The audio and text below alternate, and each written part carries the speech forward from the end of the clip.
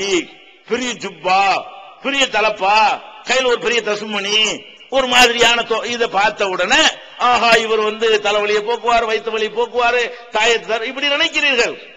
ஆனால் யதார்த்தமா நீங்க என்ன பார்க்கணும், இந்த கோலத்தினால ஒரு மனிதனுக்கு எக்ஸ்ட்ரா பவர் வந்துருமா? இந்த தலப்பாவை நான் வாங்கி கட்ட முடியுமா முடியாதா? இந்த ஜிப்பா வாங்கி நான் போட்டுக்கிற முடியுமா முடியாதா? இந்த மாதிரி பெரிய தாடியை நான் வளர்க்க முடியுமா முடியாதா? இந்த மாதிரி ஒரு தசுமணியை நான் ஊட்ட முடியுமா முடியாதா? யாரும் முடியும்ல, யாரு வேணாலும் செய்யலாம். முஸ்லிமா இல்லாதவங்க கூட இதை செய்யலாமா செய்ய முடியாதா?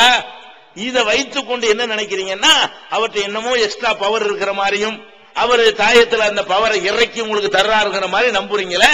இது என்ன ஒரு அறிவு கூட உங்களுக்கு இருக்காது, சிந்திக்க கூட மாட்டீங்களா? மூளையை செலவு கூட பண்ண மாட்டீங்களா? தமிழ்நாடு தௌஹீத் ஜமாத்தின் இஸ்லாமிய அழைப்பு பணி. தமிழ்நாடு தௌஹீத் ஜமாத்தின் ஏராளமான பணிகளில் மிக முக்கியமான பணி பிற மத மக்களுக்கு இஸ்லாத்தை எடுத்துச் சொல்வதாகும். இஸ்லாம் தீவிரவாதத்தை ஆதரிக்கிறதா, பெண்ணடிமைத்தனத்தை ஆதரிக்கிறதா, பலதார மனத்தை ஆதரிப்பது ஏன் என்பன போன்ற எண்ணற்ற சந்தேகங்களுக்கு விடையாக இஸ்லாம் ஓர் இனிய மார்க்கம் எனும் நேரடி கேள்வி பதில் நிகழ்ச்சிகள், இஸ்லாத்தையும் முஸ்லிம்களையும் பற்றிய தவறான எண்ணங்களை களையும் இந்நிகழ்ச்சி தமிழகமெங்கும் நூற்றுக்கணக்கில் நடத்தப்பட்டு வருகின்றன. இந்நிகழ்ச்சி பிற மாநிலங்களிலும் வெளிநாடுகளிலும் நடந்து வருகின்றன. இது போன்ற நிகழ்ச்சியின் மூலம் ஏராளமானோர் இஸ்லாத்தை தழுவி வருகின்றனர். இது மட்டுமல்லாது இஸ்லாத்தை அறிந்து கொள்ள விரும்பும் பிற மத மக்கள் ஒரு அஞ்சல் அட்டை அனுப்பினால் போதும், திருக்குரான் மொழிபெயர்ப்புகள், இஸ்லாமிய நூல்கள் மற்றும் பல ஆடியோ வீடியோ சிடிக்கள் என இலவசமாக அனுப்பி வைக்கப்படுகின்றன. மனிதனுக்கேற்ற மார்க்கம் இஸ்லாம் மட்டுமே என்பதை நிரூபித்திட பிற மத அறிஞர்களுடன் பல்வேறு விவாதங்கள், புதியதாக இஸ்லாத்தை ஏற்றுக்கொண்டவர்களுக்காக சேலத்தில் ஆண்களுக்கும் பெண்களுக்கும் என தனித்தனி பயிற்சி மையங்கள், இஸ்லாத்தை தழுவியதை அதிகாரப்பூர்வமாக்கும் அபிடவிட், கெசட்டில் பெயர் மாற்றம், கத்னா செய்தல் மற்றும் பயிற்சிக்கு தேவையான திருக்குரான் மொழிபெயர்ப்புகளுடன் கூடிய பாட நூல்கள், உணவு, உடை, தங்கும் இடம், மருத்துவம் என இன்னும் பல அத்தியாவசிய பொருட்களை இப்பயிற்சி மையத்தில் வழங்குவதுடன் பயிற்சி மையத்திற்கு வருவதற்கும் பயிற்சி முடிந்து செல்வதற்கும் போக்குவரத்து செலவுகள் இவை அனைத்தும் முற்றிலும் இலவசமாகவே வழங்கப்பட்டு வருகின்றன.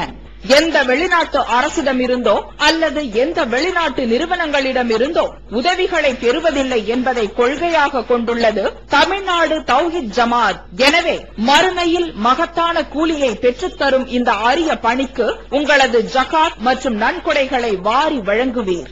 உங்களது நன்கொடைகளை டிடியாகவோ செக்காகவோ மணி ஆர்டராகவோ அனுப்பலாம். டிடி அனுப்புபவர்கள் தமிழ்நாடு தௌஹீத் ஜமாஅத் வங்கி கணக்கு எண் 78272487 இந்தியன் வங்கி மண்ணடி கிளை என்ற பெயரில் எடுத்து அனுப்ப வேண்டிய முகவரி தமிழ்நாடு தௌஹீத் ஜமாஅத் மாநில தலைமையகம் 30 அரண்மனைக்காரன் தெரு, மண்ணடி, சென்னை 1. போன் 044225215226. அப்ப என்ன நீங்க நினைத்து பார்க்க வேண்டும், இவருக்கு தாயத்து போட்டு உங்களுடைய வறுமையை போக்குறாருல, வறுமையை போக்குறாரு. உங்க வறுமையை போக்குறவரு அவர் வறுமையை போக்கிக்கிட்டாரா? நான் வறுமையை போக்குறதா இருந்தா எனக்கு வறுமை இல்லாம இருக்கணும்ல. அப்ப அஜர்த்து எப்படி இருக்கணும், நீங்க எல்லாம் லட்சாதிபதியா இருந்தா அவர் கோடீஸ்வரரா இருக்கணும். அப்பதான் நம்ம என்ன நம்பலாம், ஆமா இவர் பாருங்க மந்திரம் ஓதி ஓதி கோடீஸ்வரனா போயிட்டாரு, நமக்கு கொஞ்சம் சொல்லி தருவாரு அப்படின்னு நினைக்கலாம். நம்மளை விட அஜர்த்து நிலைமை கீழே தானே இருக்குது. நீங்க கொடுக்கிற 5 10 வாங்கித்தான ஒரு குடும்பமே ஓடுது. ஒரு முத்தவள்ளி எழுத்தவருக்கு பேச முடியுமா? பந்தாடி விட்டுருவாங்க. அப்ப அந்த மாதிரியா இருக்கக்கூடிய ஒரு ஆள் என்ன பண்றாரு, அவர் நூல்ல நித்த கட்டி தர்றேங்கிறாரு. அதுக்கு நீங்க இடுப்புல கட்டணும் நோய் போயிருங்கிறீங்க. அவர் வீட்டு பிள்ளைக்கு நோயா வந்துருச்சுன்னா ஆஸ்பத்திரி கூட்டு போறாரு. அவர் பிள்ளைக்கு உடம்பு சரியில்லைன்னா ஆஸ்பத்திரி கூட்டிட்டு போறாரு. உங்க பிள்ளைக்கு உடம்பு சரியில்லைன்னா இந்த நூலை மந்திரிச்சு போடுங்கிறாரு. அப்ப நம்ம எப்படி போய்கிட்டு, இதெல்லாம் என்ன காரணம்? குர்ஆனையும் ஹதீஸையும் நபி வழியையும் புறக்கணித்து விட்டு எங்க முன்னோர்கள் சொன்னது போதும், எங்க முன்னோர்கள் எதையெல்லாம் காட்டி தந்தார்களோ அதையெல்லாம் நாங்க செய்வோங்கிறது காரணம். இந்த அஜர்த்திட்ட பிரேம் பண்ணி வாங்கி கடையில மாட்டி வைக்கிறான, இதன் மூலம் பெரிய தொழிலதிபர் ஆகலாங்கிறான, இதெல்லாம் மாட்டி பெரிய தொழிலதிபர் ஆன அஜர்த்து இருக்கிறாரா? அவர் என்ன தொழில் நிபுணர், அவரு பெரிய மேதையா, அவர் பில்கேட்ஸ், அவரு வியாபாரம் நடக்காட்டி வியாபாரம் தெரிஞ்சவன் போய் கேட்பானா? அஜர்த்து போயிட்டு அஜர்த்து வியாபாரம் சரியில்லை, அஜர்த்து வயிற்று வலிக்குது, அஜர்த்து பையன் படிக்க மாட்டேங்கிறான், அஜர்த்து பொண்ணுக்கு மாப்பிள்ளை கிடைக்க மாட்டேங்குது, என்னங்க அவரு மாஸ்டர் ஆஃப் ஆல் சப்ஜெக்ட் ஏதாவது கொடுத்து வச்சுக்கிறானா? அல்ல, எல்லா சப்ஜெக்டும் அவர் தான், அவர்கிட்ட போயிடறான். எதுவா இருந்தாலும் அஜர்த்து போறது. இதுல இப்படி எல்லாம் மார்க்கத்தில் சொல்லப்பட்டு இருக்கிறதா? இப்ப நபிகள் நாயகம் ஸல்லல்லாஹு அலைஹி வஸல்லம் காலத்துல சஹாபாக்கள் பட்டாங்கள வறுமை, அந்த வறுமையா நீங்க எல்லாம் படுறீங்க? அந்த வறுமை நேரத்தில் சஹாபாக்கள் யாராவது ரசூலுல்லாஹ்ட்ட போய் ரசூலுல்லாஹ்வே ஒரு பவர்ஃபுல்லான ஒரு தாயத்தை தாங்க என்று கேட்டு வாங்கி போட்டாங்களா? இல்லதானே. எத்தனை சஹாபாக்கள் குடியிருக்க வீடு இல்ல, பள்ளிவாச திண்ணையில படுத்து கிடந்தாங்களே, அல்லாஹ்வுடைய தூதரே வீடு இல்லாம இருக்கிறோம், கஷ்டப்படுறோம், எங்களுக்கு ஒரு ஃப்ரேம் பண்ணி எழுதித்தாங்க, மாட்டி வச்சுக்கிறோம் அப்படின்னு கேட்டு வீட்டுக்கு சொந்தக்காரர் ஆனாங்களா? அப்படி ஏதாவது ரசூலுல்லாஹ் வழிகாட்டினாங்களா? காட்டவே இல்லை. அப்ப ஏன் இந்த மாதிரிலாம் நம்ம செய்யறோம்? அடிப்படை வளங்களை இஸ்லாம் ஒன்றை செய்வதாக இருந்தால் அதை சொல்லி தர்றதுக்கு தான் அல்லாஹ் ஒருத்தர் அனுப்பினான். அவர் முஹம்மது ஸல்லல்லாஹு அலைஹி வஸல்லம் அவங்க சொன்னா செய்வோம், சொல்லாடி விட்டுருவோம் என்கிற ஒரு அடிப்படை விளங்காத காரணத்தினாலதான் எங்க அப்பன் சொன்னா பாட்டன் சொன்னான்ங்கிற அளவுல நம்ம என்ன செய்யறோம்? இதுகளை எல்லாம் செய்து கொண்டு இருக்கிறோம்.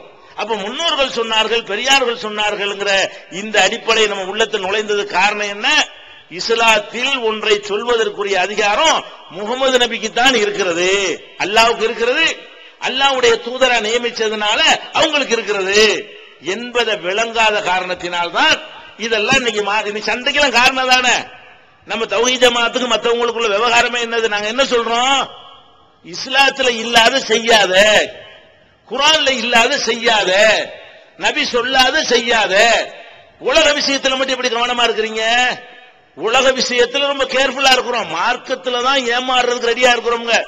உலக விஷயத்துல அஜர்த் என்ன சொன்னாலும் கேட்பீங்களா? கேட்க மாட்டேங்கிறீங்க. உலக விஷயத்துல உங்களுடைய முன்னோர்கள் சொன்னது கேட்பீங்களா? ஒரு 50 வருஷத்துக்கு முன்னாடி சுல்தான்பேட்டை எப்படி இருந்துச்சு? எல்லாம் குடிசையில தான் இருந்திருப்பாங்க. எங்க அப்பன் குடிசையில இருந்தான், நானும் குடிசையில இருப்பேன். யாராவது இருக்கிறீங்களா? புதுசு கூட கட்டிலாம் இல்லையா? அதுல பின்பற்றலாமா? அப்பனை பின்பற்ற ரெடியா இல்ல. 50 வருஷத்துக்கு முன்னாடி எல்லாம் மண்ணெண்ண விளக்குலாம் இருந்தா நம்மள என்ன செய்யணும்? நாங்கள் எங்க வாப்பாவை தான் பின்பற்றுவோம், எங்க உமாவை தான் பின்பற்றுவோம், நாங்க அந்த கரண்ட் எல்லாம் யூஸ் பண்ண மாட்டோம், மிக்ஸ் எல்லாம் நாங்க எடுக்க மாட்டோம், ஆட்டுக்கல்ல தான் ஆட்டுவோம். இப்படி யாராவது இருக்கிறீங்களா? வாஷிங் மிஷின் இல்லாம இருக்கிறீங்களா? பிரிட்ஜ் இல்லாம இருக்கிறீங்களா? ஏசி இல்லாம இருக்கிறீங்களா? அப்ப அந்த காலம் நடந்தே தானே போனான். சுல்தான்பேட்டையில இருந்து விழுப்புரம் போறா இருந்தாலும் நடந்தானே போயிட்டு இருந்தா. அந்த காலத்துல நாங்களும் நடந்துதான் பிரயாணம் பண்ணுவோம். ஏன் பஸ் உங்களுக்கு கார் எதுக்கு தேவைப்படுது?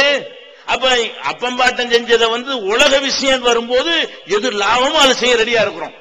உலக விஷயத்துல அம்மா சொன்னது எங்களுக்கு வேணாம், பாப்பா சொன்னது வேணாம், தாத்தா சொன்னது வேணாம், தார் சாலையில தான் வேணும், கப்பி சாலையில நாங்க இருக்க மாட்டோம்.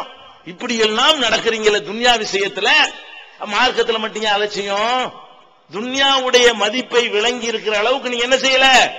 மார்க்கத்தினுடைய மதிப்பை விளங்கல. அதனாலதான் என்ன செய்றீங்க? உலக விஷயம் வரும்பொழுது வாப்பாத்துக்கு போடுற அந்த காலத்து மனுஷன் அவருக்கு என்னடா தெரியுங்கிறான். அம்மா அந்த காலத்து மனுஷி அதையெல்லாம் கேட்க முடியுமா இந்த காலத்துல? அப்ப அதுல மட்டும் கரெக்டானதை ஏத்துக்கணுங்கிறீங்க, அதுல மட்டும் சரியானதை தேர்ந்தெடுக்கணுங்கிறீங்க. மார்க்கம் வந்துச்சுன்னு சொன்னா அப்பன் சொன்னபடிதான் தொழுவேன், ஆத்தா சொன்னபடிதான் இபாதத்து பண்ணுவேன், இப்படி தாத்தா சொன்னபடிதான் நோன்பு வைப்பேன். எப்படி இது? அப்ப இந்த மார்க்கத்துக்கு சொந்தக்காரர் யாருன்னு முதல்ல தெரிஞ்சுக்கிற வேணாமா? ஒவ்வொருத்தருக்கும் ஒரு உரிமையாளர் இருப்பானுங்க. நீங்க உங்க வீடு இருக்கிறது, உங்க வீட்டுக்கு நீங்க தான் சொந்தக்கார ஆளு. நீங்களும் உங்க கணவன் மனைவி 2 பேர் இருந்தீங்கன்னா நீங்க அந்த வீட்டுக்கு சொந்தக்கார ஆளு. ஒருத்தவங்க வீட்டுக்கு வர்றான், ஒருத்த வீட்டுக்கு என்ன செய்யறான்? இன்னைக்கு சாம்பார் வைங்கிறான் உங்க பொண்டாட்டியை பார்த்து. என் வீட்டுல என் பொண்டாட்டி சாம்பார் வைக்க நீ என்ன சொல்ற? கேப்பீங்களா இல்லையா? ஒருத்தன் வெளியில என்ன செய்யறான்? நீங்க கணவரா இருக்கிறீங்க, உங்க வீட்டுல என்ன சமைக்கணும் எப்ப சமைக்கணும் அவங்களுக்கு தெரியும். ஒருத்தங்க என்ன செய்யறான்? நீ சப்பாத்தி போட்டு வை. ஏண்டா என் பொண்டாட்டிக்கு சப்பாத்தி போட சொல்ல நீ யாரான்னு கேக்குறீங்கல்ல? அப்ப உங்க வீட்டுக்கு உரிய அதிகாரம் உங்களுக்கு தான் இருக்கிறது. வேற ஒருத்தனுக்கு அந்த அதிகாரத்துக்கு என்னைக்காவது கொடுத்துருக்கீங்களா? வீடு கட்டிட்டு இருக்கிறீங்க, பெயிண்ட் அடிக்கணும்னு பேசிட்டு இருக்கிறீங்க, ஒரு தங்க வந்துட்டு நீங்க பச்சை பெயிண்ட் அடிங்க. இது என்ன நீ சொல்ற? எனக்கு தெரியாது, நான்ல காசு போட்டு கட்டுறேன். அப்ப உங்க வீட்டுக்கு என்ன பெயிண்ட் அடிக்கணும் நீங்க தான் முடிவு பண்ண போறீங்க, எத்தனை மாடி கட்டணும் நீங்க தான் முடிவு பண்ண போறீங்க, எத்தனை லட்சம் ரூபாய் செலவு பண்ணணும் அது நீங்க தான் முடிவு பண்ண போறீங்க, எத்தனை பேரை வேலைக்கு வைக்கணும் நீங்க தான் முடிவு பண்ண போறீங்க. அப்ப எங்க ஜன்னல் வைக்கணும், எங்க பாத்ரூம் வைக்கணும், எங்க பெட்ரூம் வைக்கணும், என்னென்ன இருக்குன்னு அனைத்தையுமே நீங்க தான் தீர்மானிக்க போறீங்க. கட்டி முடிச்ச பிறகு அந்த வீட்டுடைய ஒவ்வொரு நிர்வாகத்தையும் நீங்க தான் தீர்மானிக்க போறீங்க. அதுல வேற ஒருத்தன் தலையிட்டால் உங்களுக்கு கோபம் வருமா வராதா? ஏன் நிர்வாகத்தில் நீங்க எப்படி தலையிடலாம்னு கேட்பீங்களா இல்லையா? நீங்க ஒரு கல்வி கூடம் பள்ளிக்கூடம் நடத்துறீங்க. அந்த பள்ளிக்கூடத்தை கஷ்டப்பட்டு சிரமப்பட்டு என்ன செய்றீங்க? அதை நிர்வகித்து கொண்டு வர்றீங்க. அதுல எத்தனை பேரை சேர்க்கலாம், எத்தனை வகுப்பு நடத்தலாம், வாத்தியாருக்கு எவ்வளவு சம்பளம் கொடுக்கலாம், மாணவர்களுக்கு என்ன யூனிஃபார்ம் கொடுக்கலாம் என்பதை எல்லாம் இந்த நிர்வாகத்தில் நீங்க தீர்மானிப்பீங்க. ஒருத்தர் அங்க இருந்து வந்துகிட்டு வெள்ளை கலர் யூனிஃபார்ம் போடுங்கிறான். ஏண்டா நீ என்னடா நீனா பள்ளிக்கூடத்துக்கு நிர்வாகி, நல்ல நிர்வாகி சொல்லுவீங்களா இல்லையா? 25 ரூபாய்க்கு மேல பீஸ் வாங்க கூடாதுங்கிறான் வெளியே வந்துகிட்டு. அதே நீ சொல்ற நாலு சொல்லணும். அந்த பள்ளிக்கூட நிர்வாகி கேட்பாரா இல்லையா? நீ வாத்திய மாணவர்கள் 200 பேருக்குள்ள சேர்க்க கூடாதுங்கிறான். ஒத்துக்கு நம்ம கோபம் வராதா? நம்ம ஒரு பள்ளிக்கூடம் நடத்துறோம்னு சொன்னா நம்ம பள்ளிக்கூடத்துல யார் யாரை சேர்க்கணும், என்ன ரேட்டு எல்லாமே நம்ம தான் தீர்மானிக்கணும். அப்ப நம்ம நடத்துற ஒரு பள்ளிக்கூடமாக இருந்தால் அந்த அதிகாரம் நம்மிடத்தில் இருக்கணும்னு ஆசைப்படுறீங்களா இல்லையா? உங்க வீட்டு அதிகாரம் உங்கள்கிட்ட இருக்கணுமா இல்லையா? நீங்க ஒரு கடை வச்சிருக்கீங்க. ஒரு தங்க வந்துகிட்டு நீ இன்னையில இருந்து மிளகா 25 ரூபாய்க்கு தான் விற்கணுங்கிறான் ஒருத்தன். அதான் நீ என்னடா சொல்றது? நான் தீர்மானிப்பேன். நான் வாங்குற விலை எனக்கு தெரியும், விற்கிற விலை எனக்கு தெரியும், எவ்வளவு லாபம் எனக்கு தெரியும். நீ யாரா சொல்றது கேட்பமா இல்லையா? ஒரு கடையில ஒரு பொருளை விற்கிறவனா கடைக்கு சொந்தக்காரன் எவனோ அவன் தான் விலையை தீர்மானிப்பான். அவன் தான் அவனுடைய நல்லது கெட்டதை தீர்மானிப்பான். அப்ப அந்த விஷயங்களுக்கு எல்லாம் அதிகாரம் அவனுக்கு இருக்குமே தவிர கடன் கொடுக்க வேண்டியிருக்கு.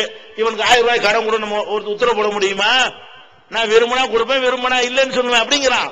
அப்ப ஒவ்வொரு மனுஷனுக்கு சின்னதுல இருந்து பெரியது வரைக்கும் ஒரு நாட்டுடைய முதலமைச்சரா ஒருத்தர் இருக்காருன்னு சொன்னா முதலமைச்சர் செய்யற வேலை வேற ஆளு செய்ய முடியுமா? முதலமைச்சர் இருக்கு, நான் மேடை போட்டுக்கிட்டு நாளை முதல் அரசு ஊழியர்களுக்கு எல்லாம் 1000 ரூபாய் சம்பளம் அதிகரிக்கிறேன் நான் மேடையில போட்டு பேசினா எனக்கு இருக்கேன்னு சொல்ல மாட்டான். ஏன்னா நீ முதலமைச்சரா, நீ 1000 ரூபாய் அதிகரிச்சு கொடுக்க இயலுமா? உனக்கு எவன்டா அந்த அதிகாரம் தந்ததுன்னு கேட்பானா இல்லையா? அப்ப அரசு ஊழியருக்கு சம்பளத்தை கூட்டுறா இருந்தா அரசு ஊழியர் அந்த இடத்துல எவன் இருக்கிறான் அவன் தானே தீர்மானிப்பான். ஒரு பிரதமர் தீர்மானிக்கிற பிரதமர் தானே தீர்மானிப்பான். ஒரு ஜனாதிபதி தீர்மானிக்கிறது அவன் தானே தீர்மானிப்பான். அப்ப ஒவ்வொரு மனிதருக்கும் அவரவருக்கு என்று ஒரு அதிகார மட்டம் இருக்கிறது. அந்த அதிகார மட்டத்தில் அடுத்தவருக்கு பங்கு கேட்பார்களேயானால், அடுத்தவர்கள் உரிமை கொண்டாடுவார்களேயானால் அதை எந்த மனுஷனும் ஜீரணிக்க தயாரா இல்லை. ஏன் அதிகாரத்தில் தலையிட நீ யார் கேட்கிறமா இல்லையா?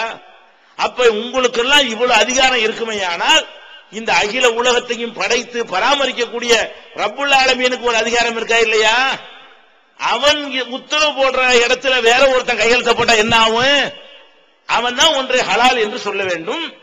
என்னை மாதிரி ஒரு மனுஷன் எனக்கு ஹலால தீர்மானிக்க முடியாது. ஒன்றை ஹராம் என்று சொல்லக்கூடிய அதிகாரம் அவனிடத்தில் தான் இருக்க வேண்டிய. அவன் தான் என்னை படைச்சிருக்கிறான், அவன் தான் என்னை கண்காணித்து பாதுகாத்துக் கொண்டிருக்கிறான். என்னுடைய எல்லா நல்லது கெட்டதுக்கு அவன் தான் பொறுப்பாளியாக இருக்கிறான். அப்ப அவன் தான் என்ன செய்யணும்? எனக்கு இதை செய்யி, இதை செய்யாத, இது கடமை, இது கடமை இல்ல, இது குற்றம், இது நன்மை என்றெல்லாம் சொல்லுகிற அதிகாரம் அவனுக்கு தானே இருக்கணும். அவனுக்கு இருக்கிற அதிகாரத்தை புடுங்கி எவனுக்கோ கொடுத்தீங்கன்னு சொன்னா அல்லாஹ்வுக்கு கோபம் வருமா வராதா? நான் ஒருத்தர் இருக்கிறேன், எப்படி தொழுகணும்னு நான் தான் சொல்லி தருவேன், எப்படி நோன்பு வைக்கணும்னு நான் தான் உனக்கு சொல்லி தருவேன், எப்படி ஜக்காத்து கொடுக்கணும் நான் தான் உனக்கு சொல்லி தருவேன். இந்த அதிகாரம் எல்லாம் எனக்கு உரியது. அல்லாஹ் குர்ஆன்ல சொல்லி காட்டுகிறான், அலா லில்லாஹி தீனுல் காலிஸ், இந்த தூய்மையான மார்க்கம் அல்லாஹ்வுக்கு சொந்தமானது. ஒவ்வொன்றுக்கும் ஒரு உரிமையாளர் இருப்பார்ல, இந்த வீட்டுக்கு உரிமையாளர் யாருன்னு ஒருத்தர் காட்டுவாங்க, பத்திரம் வச்சிருப்பாரு. அப்ப தீனுக்கு உரிமையாளர் யாரு? அல்லாஹ். அல்லாஹ் குர்ஆன்ல சொல்லி காட்டுகிறான், இந்த மார்க்கம் எனக்கு சொந்தமானது, உங்க அப்பனுக்கு சொந்தமானது இல்ல, உங்க ஆத்தாவுக்கு சொந்தமானது கிடையாது. இந்த மார்க்கத்துக்கு சொந்தக்காரன் நான் தான் டிசைட் பண்ணுவேன். நான் சொல்றபடிதான் அந்த மார்க்கத்தை நடக்கணும். உன் இஷ்டப்படி நடந்து